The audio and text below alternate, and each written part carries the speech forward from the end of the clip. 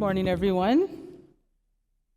Yes, I wanted to thank everyone on the POST committee again. We have very productive meetings, as you can see, though we do spend most of our time admiring Rick's hair. I don't know if you can see while he's here. So today I'll be covering our recent updates and some insights, including some participation trends and industry engagement.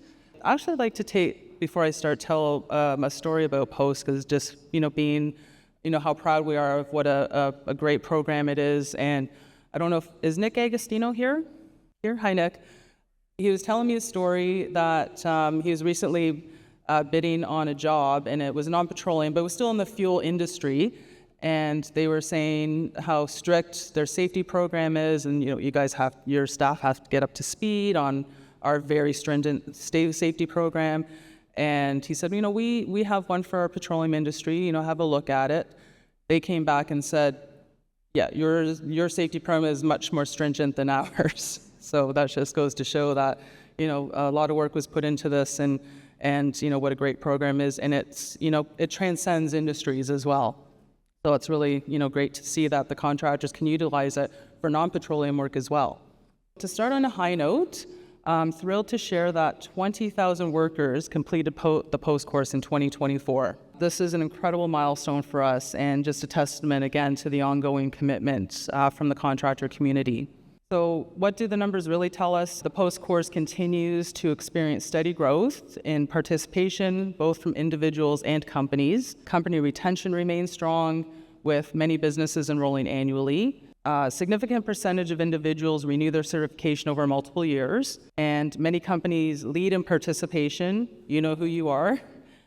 Showing industry commitment to safety, and the steady influx of new individuals as well, and the companies each year indicate the ongoing demand and relevance of POST. The split between level 1 and level 2, it remains fairly consistent, average of 65% completing level 1 and 35% completing level 2. We've seen an overall 33% increase in level 2 participation, which includes new users choosing level 2 for the first time. More importantly, the number of individuals who progressed from level 1 to level 2 has increased by over 30% over the last 5 years. So that's a good sign.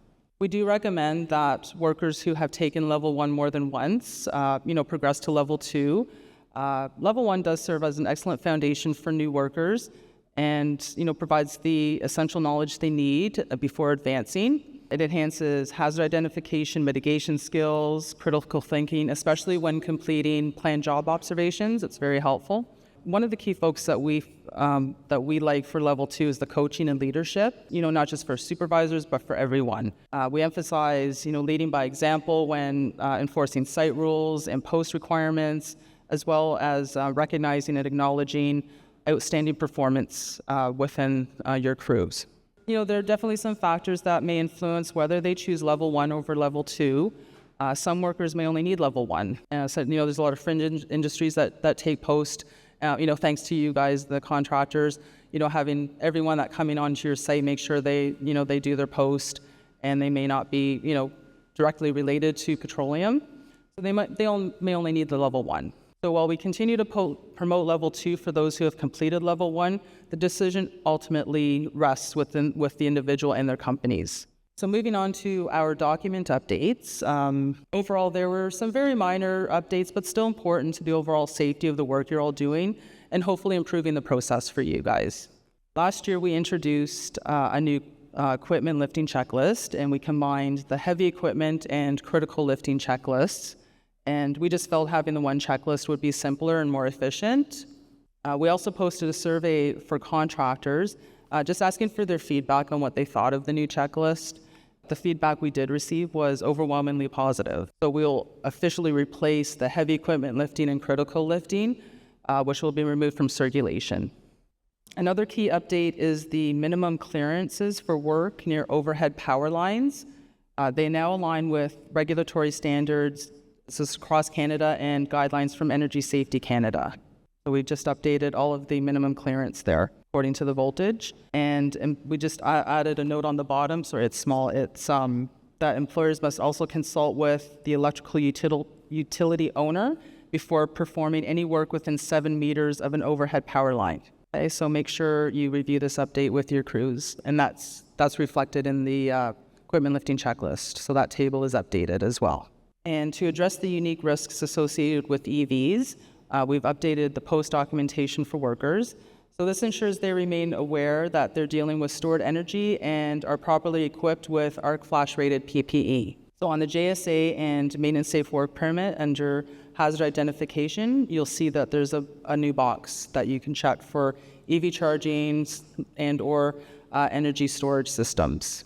And under PPE, we've added a box to verify when working on EV equipment, the worker is wearing arc flash PPE and the arc rating exceeds the hazard. The last update we did for 2025 was for the maintenance safe work permit, just for better flow and clarity. And so we moved the condition of use, which used to be around the back, we put it at the top of the page for better visibility, clearly defined the JSA renewal section, and moved the LMRA to the LMRA testing to the back of on page 2, just under the JSA section. And we've also retitled the JSA section to section E, just so that it's clear that's part of the entire document. But you'll see that the conditions of use, again, are at the top. And then under site hazards, you'll see the box for the EV charging. And just on the right arrow there at the bottom, the PPE, arc flash PPE box. Again, on the back, so the JSA section now starts at the top. And then we have the daily renewal just at the bottom. Sometimes there's a confusion that the daily renewal needs to be signed because there's signatures. It needs to be signed on, when they're initially completing the form. But it's only if work goes into the second day. So those are all of our document updates, and I'd also like to remind you a few of the other tools and initiatives that we have. We have several post best practice guides covering barricading, ladder safety, lockout tagout, PPE, looking at heights equipment, and our latest update, we updated the glove reference guide and includes the international guideline for performance just to help you choose the right glove for the task. All of these are available in several formats on our website, and you can either print them for posters or share them digitally. Also, I'd like to remind everyone that we actively promote the contractor community through our online post-contractor database and our featured contractor campaign. Signing up for the online database, it's quick and easy, and many companies do use it to find post-certified companies. So make sure you get on that database.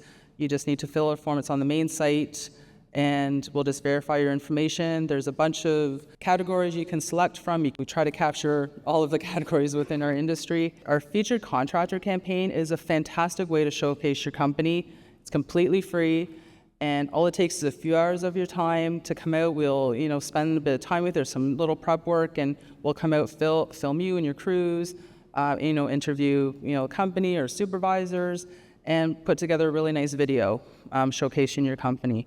So, and it's just your opportunity to share with the industry and how Post has strengthened your safety culture. So now I'm excited to introduce our latest project, our Forecourt Safety video. The video highlights best practices for technicians and site operators, and it provides a visual guide for managing hazards, work zones, ensuring clear communication. And a huge thank you to Mike Popolkis. Where's Mike? Who coordinated for the filming location. Yes, thanks, Mike. And he also serves as our host. Jim Hunter, thanks, Jim, for his insights on EV safety in the video. And BJS technician Hart Banwaite and Godfrey Yap, our very hospitable manager at the Shell station in Unionville, and who, by the way, absolutely nailed his role in the video, as you'll see.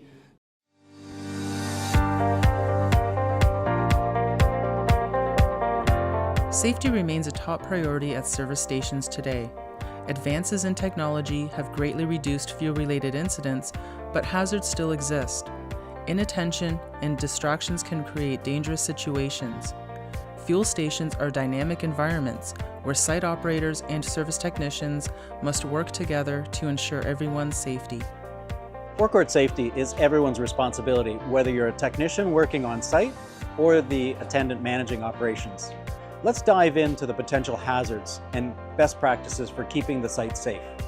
The forecourt is a dynamic and potentially hazardous area.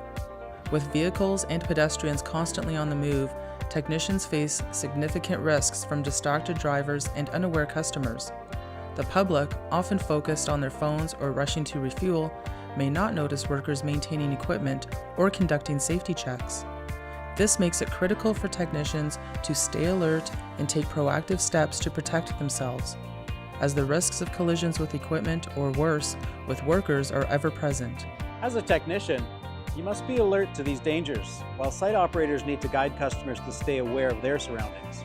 Electric vehicle charging stations present unique risks, including high voltage equipment and stored energy, and demand the same high level of caution, awareness, and attention to safety.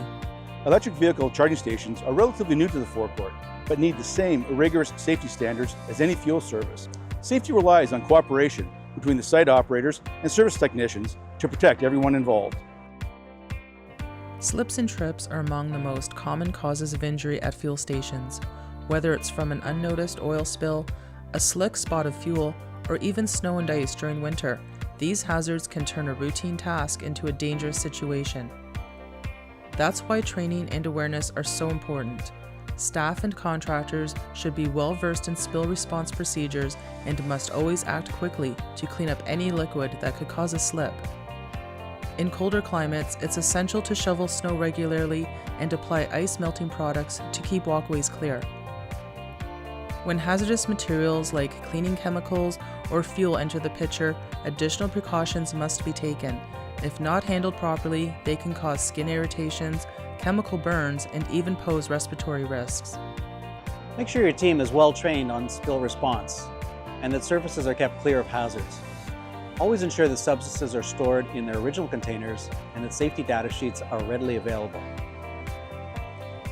Beyond spills and chemicals, good housekeeping on the forecourt and the back rooms are critical to maintaining a safe environment. Trash that is not removed, poor storage of hazardous materials, and blocked access to key areas like electrical panels can turn minor oversights into serious hazards. At fuel stations, where ignition sources and combustible materials are always present, following strict housekeeping guidelines is essential. This includes regularly clearing obstructions from exits and ensuring that products are safely displayed and stored. Safety starts with proper housekeeping. By keeping the forecourt free of clutter and potential hazards, site operators and contractors alike can significantly reduce the risk of accidents or injuries. Before starting any task, contractors and site operators should have a thorough discussion to align on safety protocols. Clear communication ensures that everyone on site understands the potential risks and the steps being taken to mitigate them. A crucial part of this process is documentation. Technicians should always review their documentation with the site operator and ensure all forms are properly completed before beginning the work. Post-documentation, such as a job safety analysis and maintenance safe work permit, are key to ensuring that safety measures are in place. When these forms are completed and signed by both parties, it shows a mutual understanding of the risks involved and a commitment to managing them responsibly. Safety protocols for EV charging are just as critical as for fuels. To address the new EV risks, we've adapted post-documentation for our technicians, ensuring they're reminded that they're working with stored energy and equipped with the appropriate arc flash rated PPE. Personal protective equipment, or PPE, isn't just a requirement, it's your first line of defense on the forecourt. Every piece of PPE is designed to protect against specific hazards, ensuring technicians can work safely and effectively.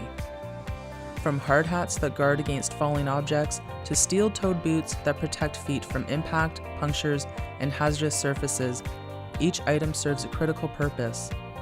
Gloves shield hands from burns and cuts, while safety glasses protect from flying debris and chemical splashes. High-visibility vests make technicians more noticeable to drivers and pedestrians, signaling that maintenance work is in progress. By wearing the right PPE, technicians reduce the risk of injury and create a safer work environment for everyone on the forecourt. Always ensure you're wearing the appropriate PPE. It could save your life or someone else's. POST outlines the minimum PPE requirements and supplemental PPE for higher risk work. Wearing PPE not only protects the worker, but also sends a clear message to the public that this is a work zone and safety is a priority. Barricades help to establish clear boundaries, ensuring that vehicles and pedestrians stay out of the work zone. Barricading doesn't just safeguard against accidental entry, It also demonstrates due diligence in preventing incidents.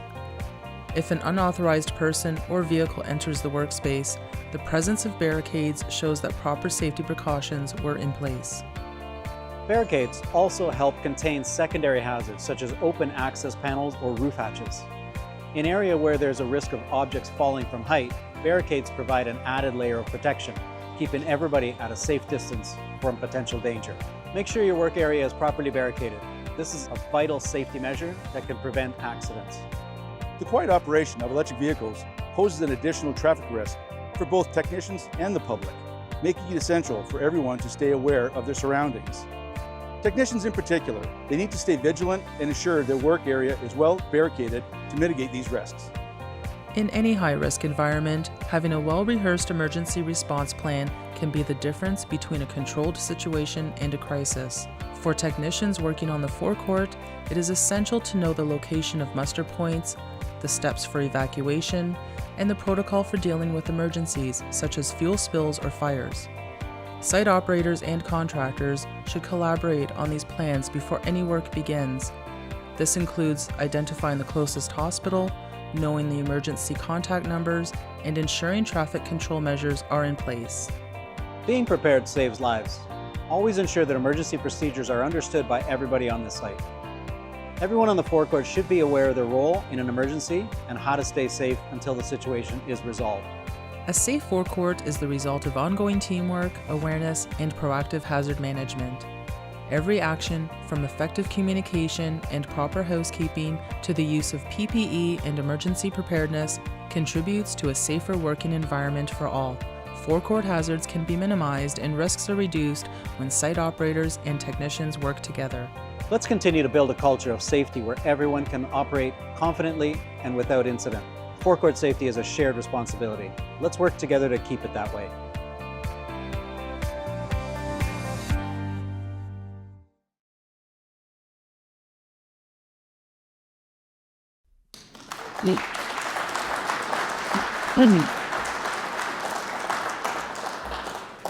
So thanks again, everyone on the team, to just help us, and it turned out fantastic. So just really thrilled, and hope that you will utilize that. You can use that with your own workers and your clients as well. Please visit our YouTube channel to watch this and our future contractor videos, post safety tools. We have one planned job observations, and we are working on more, hopefully this year. And if you have any ideas as well, please reach out to the post team or anyone on the committee, let us know. And again, we welcome any feedback on our website.